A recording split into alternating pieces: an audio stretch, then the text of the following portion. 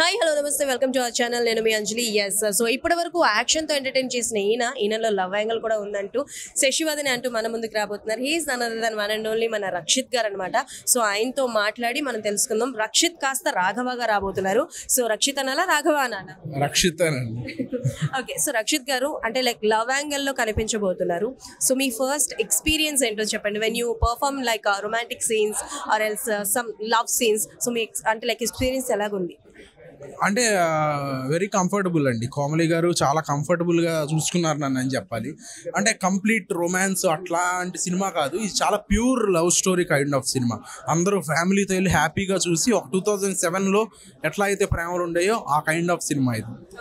So as I ask before కూడా, so cult అంటే ఇప్పుడు అందరూ ఏమనుకుంటున్నారంటే ఇంటిమేట్ సీన్స్ ఉండడం, లిప్ లాక్స్ ఉండడం, ఆర్ ఎల్స్ అమ్మాయి మోసం చేసేస్తే అమ్మాయిని చంపేయడం, ఇటువంటి వాటిని కల్ట్ స్టోరీస్ అంటున్నారు. ఈవెన్ దో జనాలు కూడా అలాంటి స్టోరీస్ని ఎక్కువగా యాక్సెప్ట్ చేస్తున్నారు. బట్ మీరు చెప్పడం ఏంటి అని అంటే Sasivadane was completely different. So మనకు ఒక కైండ్ రొమాంటిక్ లవ్ స్టోరీ ఉంటుంది అని అంటున్నారు కదా, ఎంతవరకు అంటే ఈ జనరేషన్ వాళ్ళు యాక్సెప్ట్ చేస్తారని అనుకుంటున్నారు? డెఫినెట్లీ యాక్సెప్ట్ చేస్తారండి. ఎందుకంటే మన కొత్త కథలు చూపించాలి. ప్లస్ మనం తీసుకున్న బ్యాక్డ్రాప్ అమలాపురంలో ఒక రూరల్ బ్యాక్డ్రాప్లో 2007లో జరిగే ఒక కాంటెంపరీ కథ. సో దాన్ని మేము ఎంత కొత్తగా చేసాం, ఎంత ఫ్రెష్గా చూపించాం అనేది డెఫినెట్లీ మేము సక్సెస్ అయ్యాం. సో డెఫినెట్లీ ఆడియన్స్ ఎంకరేజ్ చేస్తారనుకుంటున్నాం. సో విలేజ్ అంటున్నారు, విలేజ్ స్టోరీ అంటున్నారు కాబట్టి ఏదైనా మీరు అంటే like during casteism or else చిన్నోళ్ళు పెద్దోళ్ళు అని ఉంటాయి. సో ఈ కాన్సెప్ట్ బేస్డ్ మీదుగా ఏమైనా రాబోతున్నారా? లేదు, అది సినిమాలోనే చూడాలి. మీరు చెప్పట్లేదు, ఏమన్నా సినిమాలోనే చూడండి అంటున్నారు. ఓకే, సో ఇప్పటివరకు 3 డిఫరెంట్ జానర్స్లో కనిపించారు కాబట్టి మల్టీ స్టారర్తో ఎప్పుడు రాబోతున్నారు మా ముందుకి, ఎవరితో? త్వరలోనే రాబోతున్నాం. నెక్స్ట్ ఇయర్ చేస్తాను. ఎవరితో కూడా చెప్పేసేయండి, అది అప్పుడు అనౌన్స్ చేస్తాం దాంట్లో. సో ఇప్పుడు ఏది చెప్పేది లేదంటారా? ఇప్పుడు ప్రస్తుతం అంతా శశివదనే. ఓకే, సో రాఘవగా మీరు మీ పర్సనల్ లైఫ్లో రక్షిత్ ఇది మార్చుకోవాలి, రాఘవ నుంచి ఇది నేర్చుకోవాలి అంటే ఏం నేర్చుకుంటారు? అంటే మోస్ట్లీ నేను రాఘవ కొంచెం సిమిలర్గానే ఉంటాం. సో పెద్దగా ఏమీ నేర్చుకునేది లేదు రాఘవ నుంచి. ఎక్కువగా ఏం నేర్చుకునేది లేదు.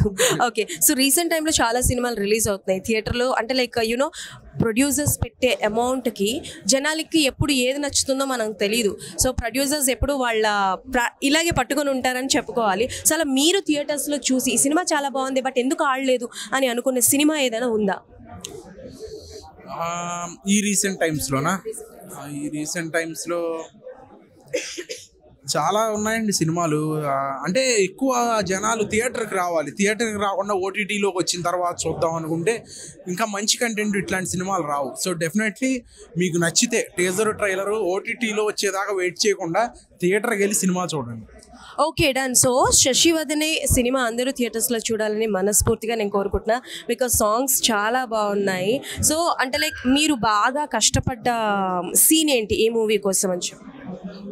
క్లైమాక్స్లో ఒక సీన్ ఉంటుందండి, అది నేను ఇప్పుడు చెప్పలేను, కానీ ఆ సీన్కి చాలా కష్టపడ్డాం. ఏంటో ఈ క్లైమాక్స్ సీన్ నాకు అర్థం కావట్లా. ప్రెస్ మీట్లోని క్లైమాక్స్లో చూడండి అంటారు, Q&Aని క్లైమాక్స్లో చూడండి అంటారు, ఇంటర్వ్యూస్లోనూ క్లైమాక్స్లో చూడండి అని అంటారు. ఏంటబ్బా? సరే, so this is the last question.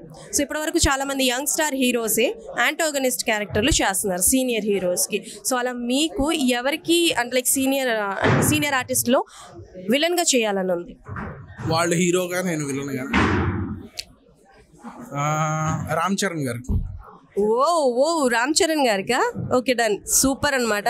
So Ram Charan గారికి అతి తొందరలో మా రక్షిత్ గారు యాంటాగనిస్ట్ క్యారెక్టర్లో కనిపించాలని మనస్ఫూర్తిగా కోరుకుంటున్నాను. Thank you so much sir, and all the best for your Sasivadane.